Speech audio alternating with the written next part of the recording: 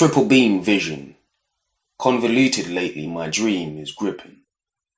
Inspirationally driven, coming forth with force. Tiptoeing as growth get coarse. We see the do nor remorse. The art is the heart of the matter. Let it smile while I grimace. Let it cry while I'm timid. For to tell these tales is daunting. It was never a small feat. Like a vision to fruition, they land with trailing ballistics, so I stay in your mentions. Hello everyone, welcome back to Poetry Journal podcast. Hope everyone's having a good day, enjoying this summer. We've been having some good weather in London recently, so I think everyone's in a good place. Feeling blessed not having to go away to warm weather and all as such. So I say it's putting everyone in a good mood. What you just heard there was the quote for today, and I will go through it again. Triple beam vision, convoluted lately, my dream is gripping. Inspirationally driven, coming forth with force, tiptoeing as growth get coarse. We see the do nor remorse. The art is the heart of the matter. Let it smile while I grimace. Let it cry while I'm timid. For to tell these tales is daunting. It was never a small feat, like a vision to fruition. They land with trailing ballistics, so I stay in your mentions. Okay, and with this piece, the first thing that comes to mind, in thinking to unpack it, was that question: do you believe in your vision? In the case to do with myself, I strongly believe in my vision. In this case, my vision is all to do with poetry and what I do. And I think, why is this relevant? Well, I feel at the end of the day, when all is said and done, what else do you have? If you do not have, in a way, you do not believe, what do you actually have? And so consequently, I do my best to speak candid and frank about what I believe and my vision. But I think they are almost like peas in a pod, two sides of the same coin. In the sense of like you can't speak boldly and just speak on your situation or whatever your art is, or express it if you don't, or you're almost timid to a sense if you don't. But because of it, consequently, because of how I feel about my art, it just makes it easy for me to just say it the way I want it to be said, or to say it the way I created it to be expressed, or I feel is best to be expressed. Of course, this is all to do, this is all in the realm of poetry. And basically what I'm trying to say is, wherever my poetry takes me, I try my best to stay en route and speak on that. Why? Well, firstly, I'm passionate about what I do. I love what I do and what it does for me as a creator. I'm sure everybody feels that way to an extent, and that gives you conviction to speak. Not only that, like I said, because I'm passionate what I do, but at the same time, what I get from it is therapy. You know, I like to think of what I write about in depth, or I like to think of it like in-depth scriptures from my DNA, just unpacking. Like, I know it's a bit off key, but it's just like, if I was to be hypnotized, these are some of the things that would come out anyway. It's a bit like just fictional, but yeah, that's just my mind. When there is a shadow, I'm just speaking analogically, just an analogy right now. Like, for example, like when there's a shadow, I shine a flashlight. When there's a deflection, I try my best to flip that to reflect. In essence, give more flip to a reflection. This is all to say, this is all in the effort to stay in the confines of the narrative. That is to stay en route, to speak to your truth. Speak into existence what you feel, how you feel it, and the way and the intensity it should be expressed at. Which brings me to something else I feel fits right into this. Just the whole idea of self-expression, in a sense of finding your voice,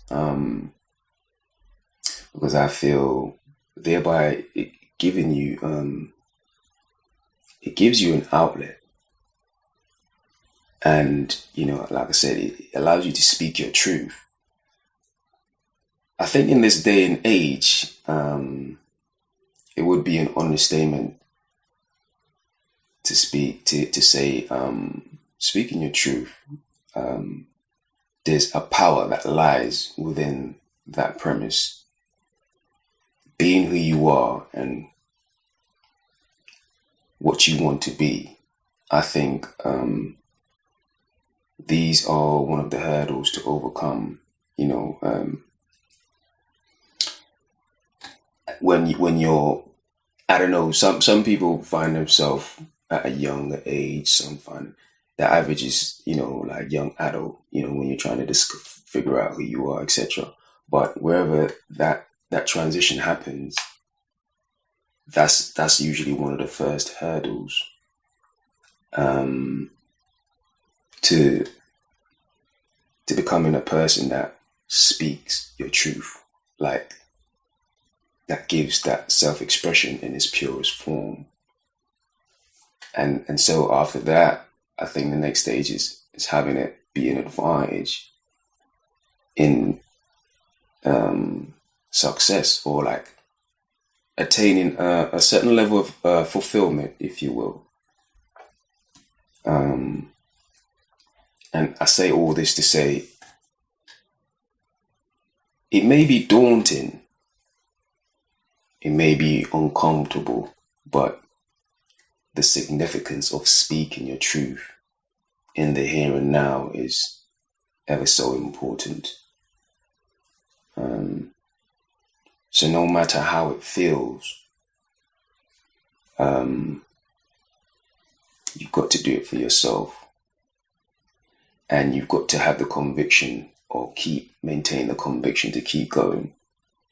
Because how do you truly know who you are if you can't express, if you cannot speak your truth? When you reach this point, the world in itself becomes less daunting. Ergo, behold thy vision, which is the name of this poetry piece. And I just find this relevant because it just encapsulates just these 2 points I really just wanted to unpack, and I feel were the 2 most relevant things to speak on when it comes to just what I wanted to express, or what I wanted to almost put to highlight in this whole quote that I wrote, and just speaking on things. So it's almost like, no matter what it is, speak your truth, because there's power in it, and it just makes life so much more fulfilling when you do it. Okay, next segment, and I have another quote, and here we go. Signs were made for another time, a time from whence you were mine, a crime to depict our untimely demise. A crime to depict our untimely paradigm, enshrined in the confines, convinced in the shackles of I'm doing fine. Naivety. What's this telling? For me, I think we've all been in situations where everywhere you look, all you see are indicators or constant hints pulling your mind back to the past, or like a certain comfort zone, a time where, or a place perhaps, where things appears, or it was so simpler, a place where happiness was supposed to be so easy, or so much easier. This quote, in terms of relativity, or relating, I'm sure we can relate to like a lover, or someone or something you have a special relationship with. I think as humans, we all love those sweet illusions that almost beckons us to forget our reality when times becomes almost bitter, and it just leaves a bad taste in your mouth. It's almost hard or harder than usual to swallow your situation. In fact, if we had our own choice, we could get lost in our situation. And those are selective times when things get so bad, it's just like you can get lost in the situation that is not real. Something that your mind, a facade that your mind just put on just to kind of get you through. To unwrap ourselves like a blanket, or should I say, to wrap ourselves in like a blanket to kind of protect us from our grief, or cocoon us while we handle our grief. In a type of like a blanket in a shaded place, or while you're in such a shaded place, as in a dark place. However, in such a situation like this, we lack vision. In a situation like this, we lack clarity. You lose the ability to perhaps sight how far you've truly traveled. Because time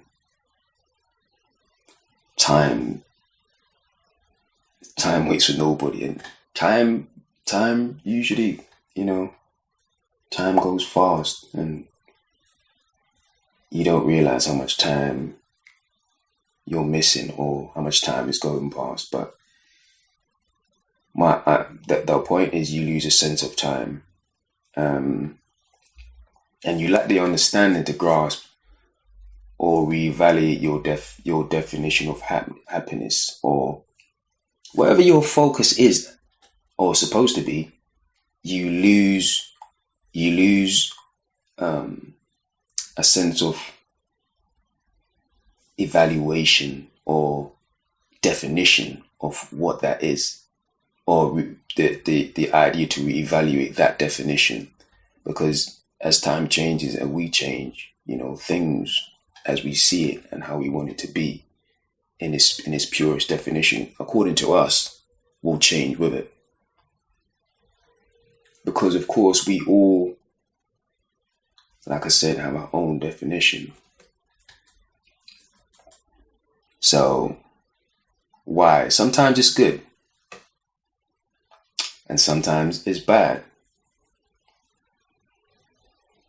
pertaining to the issue that is, whatever our situation is and our definition, sometimes it's good, sometimes it's bad.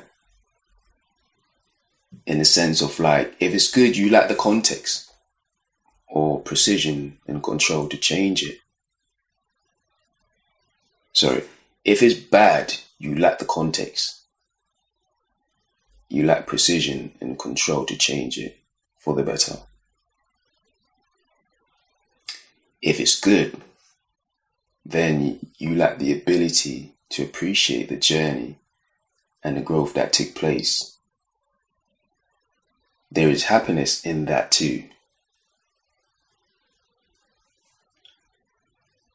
This is what I'm speaking on. Those are the terms that defines the unshackling yourself from the illusion of I'm doing fine that I spoke about in the quote mentioned. So what I'm basically saying is, if you lack awareness when, you're wrapped up in your situation so much and, things are just so overblown or warped that your mind, you get drawn by your mind into a place where you lack awareness. And so sometimes, your situation may get worse, but if you're not aware, how can you change? How can you make it better? And if your situation gets better, or if it's good in that sense, while time continues in your lack of awareness, how can you appreciate it if you don't know what's going on? So I think with this piece, I'm basically saying, live in the moment, appreciate what you have while you have it. Whether it's good or bad, because nothing lasts forever. Good times, no, but definitely not bad times either. And, just, the more you appreciate it, and the more you live in the moment, the more it breeds and it's understanding. And that's a beautiful thing. Okay. Thanks everyone for listening. That was another episode of Poetry Journal, and I'm your host, Alex Murdoch. You can find me at Poetry Journal, PO3TRYJOURNAL on Instagram. You can find me dreamimagine.express on WordPress, and you can, of course, like I said, just subscribe, or you can find my books on Amazon. Most recent book out, Poetry Journal, Growing Pains. That's PO3, like the podcast, PO3TRYJOURNAL. Poetry Journal, Growing Pains by Alex Murdoch. And you can find that on Amazon now. in ebook and paperback. Also have Into the Abyss Volume 1 and 2 out now. Short stories. It's a series. And I want to announce also I have Into the Abyss Volume 3 coming out in a few months. So I would love for everyone to kind of catch up with the story now, with the 2 volumes out, and you will hear more about this release coming soon. So if you like romantic thrillers, this is the type of story with a hint of crime in it. This is the type of story that you should definitely pay attention to. And also, Volume 1 is actually also not only available in ebook form, but also in audio. So definitely get on there and get yourself a copy. All right. Thanks, everyone. Tune in next time. Thank you.